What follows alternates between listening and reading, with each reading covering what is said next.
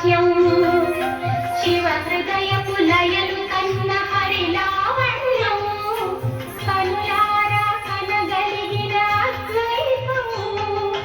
ఉదయించిన ధర్మశాస్త్ర జీవన గీతం మోహినిపై మరులు కొన్న శివలాస్యం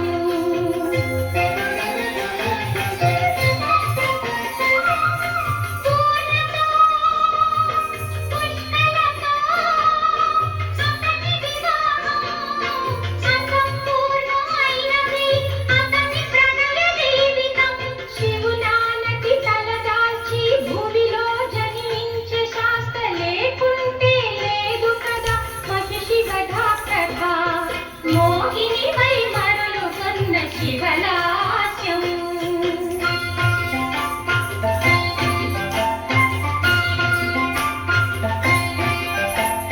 పద్మదళ రాజ్యాధినేత ఆమాందాత వేటలాడే వేడుకను సాగిరాగా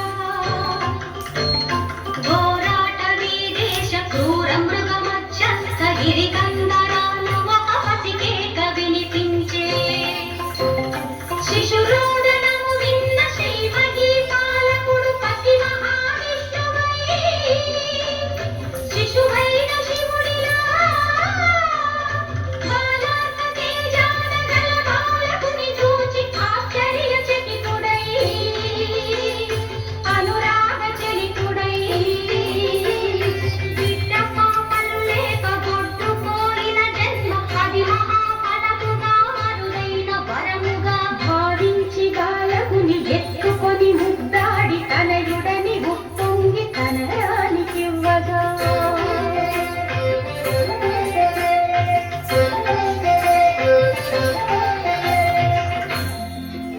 మణిమాలతో ఇంటి మణిదీపమై వచ్చి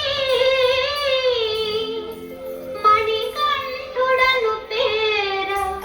పెరిగే బాలకుడు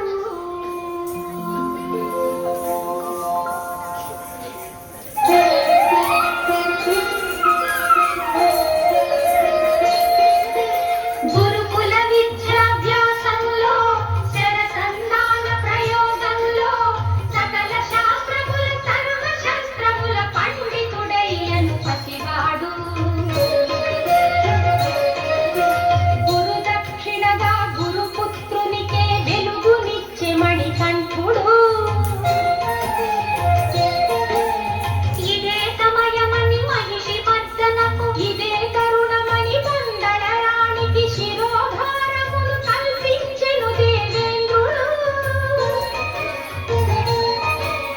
రాజవైద్యుడిగా తానే వచ్చి పులిపాలు తప్ప ఆనాటి వ్యాధికి మందే లేదని చెప్పగా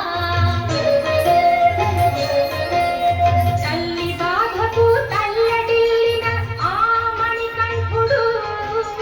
పాలు తెస్తునని పోరాటవికి బయలుదేరినప్పుడు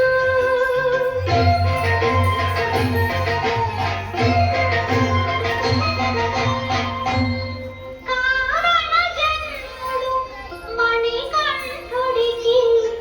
జన్మ రహస్యం చెప్పే ఇంద్రుడు కర్మవీరుడై